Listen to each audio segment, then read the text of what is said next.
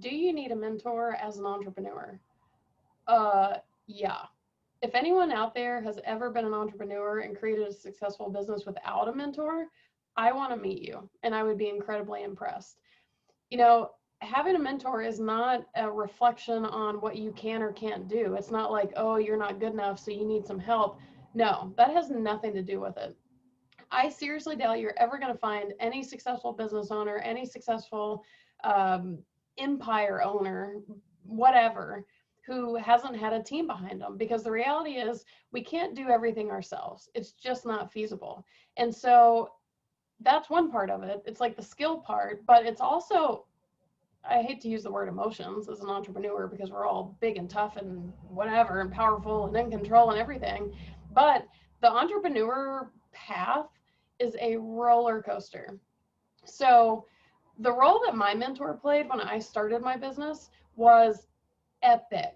Without him, truly, I would probably have nothing going on. And now, also, too, let me clarify there's a couple different kinds of mentors. There are one mentor I would claim, who he doesn't even know he was my mentor, is an author. So he had written a series of books, and I promise you that some of the nuggets in those books, if it weren't for those, I wouldn't be where I was. So I kept reading those books, kept reading, and while it was a knowledge seeking type of thing, in a way, it's kind of a mentorship too, because somebody had already been on this path, made the mistakes, was able to give advice about it, on and on and on. So that's one mentor thing. So it's kind of like the don't stop learning. Like you need that advice and to talk or to hear from people. You're not talking to the author. Hear from people who have been there because they're probably going to save you from having to repeat their problems all the time. So then there's the other kind of mentor who is like the in-person, back and forth. We're talking one-on-one. So I had the author, I was reading all that stuff, writing down all those nuggets, remembering them, and even sometimes rereading those books more than once. Then there was the guy I had in person. And he had already done exactly what it was that I was trying to accomplish. That is one of the most important things when you're looking for a mentor is my favorite quote, don't take advice from someone you want to trade shoes with.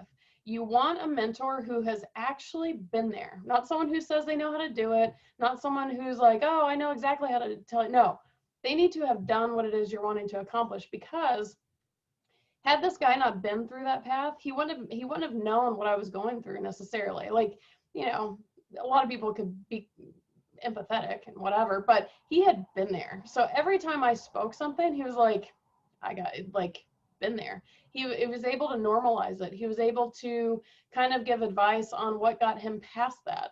So don't take advice from someone you wouldn't trade shoes with. Find someone who has done the style. It doesn't have to be the exact same business, but in my case, I wanted to run a business where I was location independent. So my business is completely online. I wanted lifestyle design. And this guy had mastered lifestyle design. He traveled the world, he made his own schedule. And I was like, I need advice from you. So that's how this whole thing started. So there were a couple major benefits to having him as a mentor. Probably more than a couple, but a couple that I can talk about.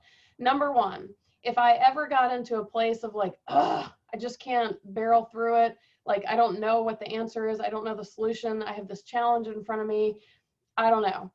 He was an excellent person to bounce ideas. And I don't think there was ever a time that we talked or kind of did a session, if you will, where I didn't break through that.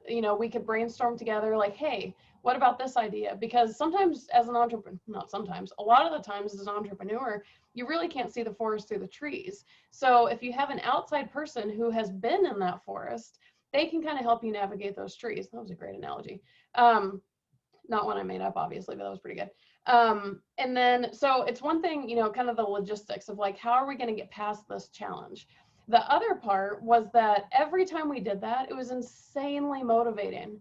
I mean, I would come out of our calls with all sorts of ideas, because I think there's like a, what do you want to call it? Like timeline, like expiration date, if you will. You get all energized, all souped up, you're motivated, things are going, you're just barreling through things. Well, at some point that's going to start dwindling down. You need energy from an outside source, whether that is a mentor, new purchase order, whatever. But like, you kind of have to like get your mojo back. And so every time we would brainstorm, we'd come up with all sorts of new creative ideas, ways to get past the challenges. I was like, let's go. Like I would come out of those calls with a whole new fresh batch of energy. So those are big things. Help get through the challenges, help re-energize you. And then back to that emotions word, being an entrepreneur can be incredibly difficult. It can try you in ways that maybe other things haven't tried you. It can be a bit of an emotional roller coaster. It can be a business roller coaster and a logistics roller coaster, but it can be an emotions roller coaster, especially if you're brand new and you don't know where your next rent payment is coming from. You don't know how you're going to buy your next set of groceries, and you're just hoping to God that it's going to work out. That's emotional strain. It's stressful. It's a kind of stress that I would much prefer that over the stresses that come from working for somebody else, but it can be a big amount of stress. Let's say you have some big deal under contract and like everything is banking on this and it tanks. That's going to affect you emotionally.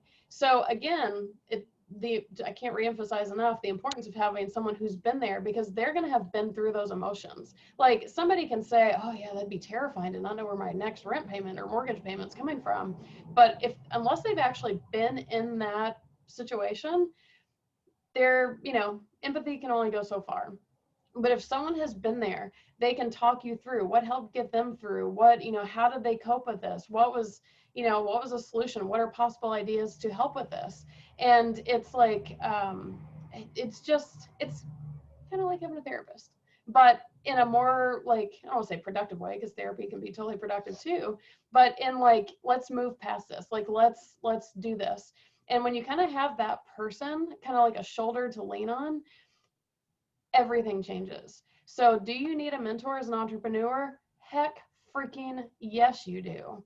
And I also want you to check out my video about how your mentors may change as your business goes, because you may get one mentor in the beginning and that may not be the person who gets you all the way. So we'll talk about that. Check out the link in the video in the comments section to that video. So we'll kind of dive into that a little bit more. But I'm telling you, if you're considering entrepreneurship, if you're already an entrepreneur, and this isn't just entrepreneurship, if you're a real estate investor, if you're an investor, if you're pursuing anything like that might be a little difficult, and where, a lot of subjects we go to college for, we get all sorts of training, whatever.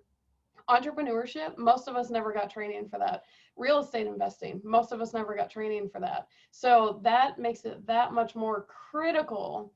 You have got to have a mentor. And again, I'll reemphasize, having a mentor is not a reflection of you not being able to do it. In fact, it's a reflection of how much better of a business owner you are, an entrepreneur that you are, because you're willing to bring in help. If you're not willing to bring in help or have somebody in your corner, cool. But I'm telling you, you're only going to get so far, and it proves absolutely nothing. Get a mentor, someone who has accomplished what it is you're trying to accomplish. And I'm telling you, everything will change.